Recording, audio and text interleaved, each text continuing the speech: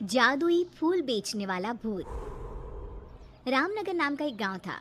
उस गांव से दूर एक सुनसान जगह थी जहां पर एक डरावना भूत रहता था। उस भूत ने अपने घर में तरह तरह के रंग बिरंगे फूल उगा रखे थे, जिन्हें वो टोकरे में भरकर आम आदमी के रूप में बेचने के लिए ले जाया करता था। रामनगर के पास ही में एक बस स्टैंड था, जहां एक दिन वो भूत एक आम आदमी के रूप में अपना फूलों से भरा टोकरा लेकर जाता है और बोलता है, अरे वाह, फूल बेचने के लिए ये जगह तो सबसे बढ़िया है। यहाँ तो बहुत से लोगों का आना जाना लगा ही रहता है। तभी वहां एक बस आकर रुकती है और भूत जोर जोर से आवाजें लगाने लगता है। फूल ले लो, फूल, सुंदर सुंदर रंग बिरंगी फूल ले लो, फूल। तभी बस में बैठा एक आदमी फूल वाले को बुलाता है। अरे फूल वाले भैया, ये लाल वाले फूल कैसे दिए हैं? साहब, ये लाल फूल है 10 रुपए में एक। अरे भाई, 10 रुपए में सिर्फ एक? इतने में तो एक पूरी माला आ जाएगी। अरे साहब, चलिए आपको 10 रुपए में 2 फूल दे देता हूँ। घर जाकर अपनी धर्मपत्नी जी को दीजिएगा।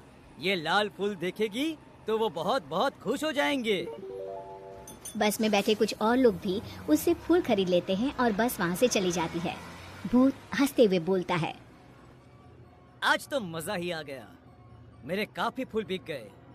अरे इन सब लोगों को क्या पता कि मेरे इन फूलों की खुशबू जो भी सुंदर औरत लेगी वो मेरे वश में हो जाएगी, और इन फूलों का असर सिर्फ सुंदर औरतों पर ही होगा, और वो सब छोड़ छाड़ कर मेरे पास भागी चली आएंगी।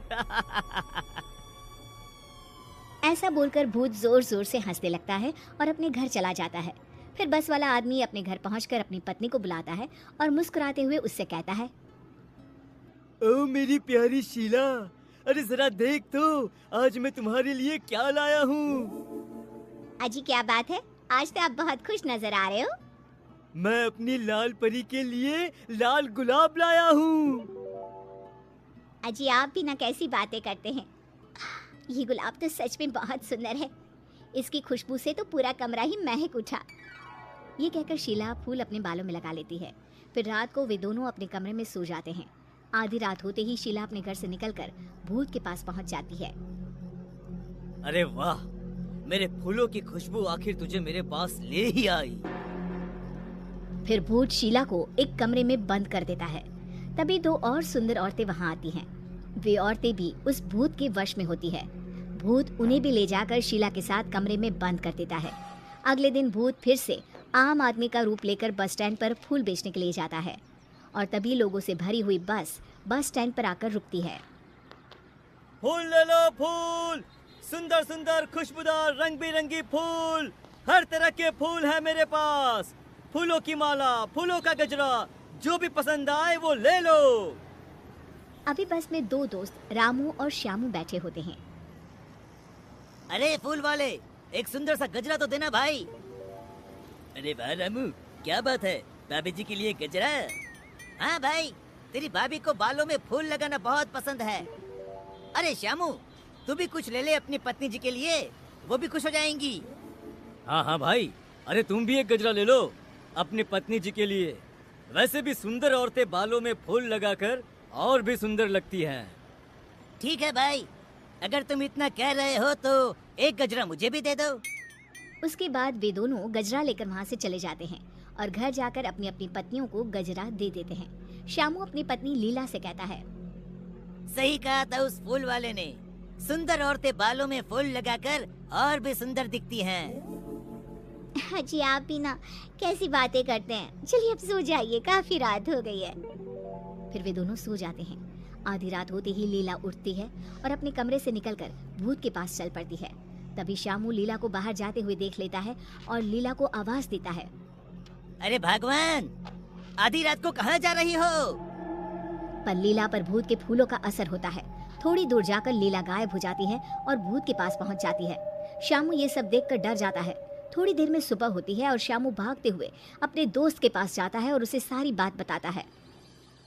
अरे भाई, ये क्या बोल रहे हो? कल रात से तेरी भाभी भी नहीं मिल रही है। जब से उसने अपने बालों में गजरा लगाया, तब से वह बस फूलों की बातें किए जा रही थी। भाई, हो ना हो हमारी पत्नियों के गायब होने के पीछे जरूर उस फूल वाले का हाथ है। फिर वे दोनों बस स्टैंड पर जाते हैं और फूल वाले का पीछा करते हैं। पीछा करते हुए वे भूत के घर तक पहुंच जाते हैं और चुपचाप खिड़की से देखने लगते हैं। फूल वाला आम आदमी अब अपने भूतिया रूप में आ जाता है, जिसे देखकर सारी औरतें बहुत डर जाती हैं और जोर जोर से चिल्लाने लगती है। अरे नाश पीटे, हमने तेरा क्या बिगाड़ा है जो तू हमें यहाँ पकड़ कर ले आया है?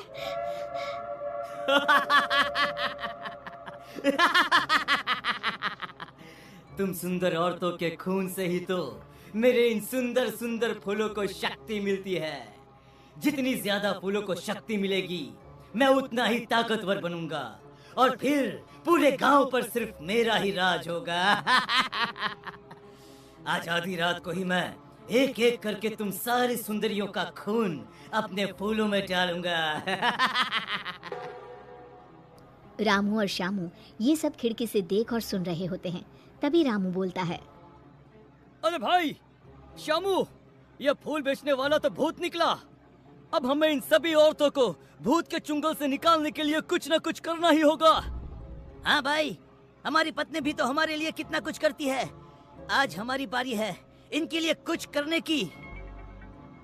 ये कहकर दोनों गांव चले जाते हैं और गांव के सरपंच को सारी बात बताते हैं। तभी कुछ और लोग भी वहां आ जाते हैं। उनमें से एक आदमी सरपंच से कहता है, सरपंच जी, मेरी बीवी भी 2 दिनों से गायब है। कहीं वो भी उस भूत के पास तो नहीं चली गई? तभी रामू सरपंच से कहता है, सरपंच जी, मेरे पास एक आइडिया है। क्यों न मैं और श्यामू औरत के रूप में किसी तरह उस भूत के पास चले जाए और मौका मिलते ही उसके बगीचे से फूलों को तोड़ दे। अपनी पत्नियों को बचाने के लिए तुम सब उस शैतान भूत से भी लड़ने को तैयार हो। ये देखकर मुझे बहुत खुशी हो रही है। अरे भाई रात होने वाली है। भूत उन सब औरतों को कुछ करे उससे पहले हमें वहाँ पहुँचना होगा। ये कहकर सभी वहां से चले जाते हैं। रामू और श्यामू साड़ी पहनकर भूत के पास जाते हैं। अरे वाह, आज तो मजा ही आ गया। तुम दोनों कितनी सुंदर हो कि सबसे पहले मैं तुम दोनों का ही खून अपने फूलों में डालूंगा। भूत ये कहकर जोर जोर से हंसने लगता है।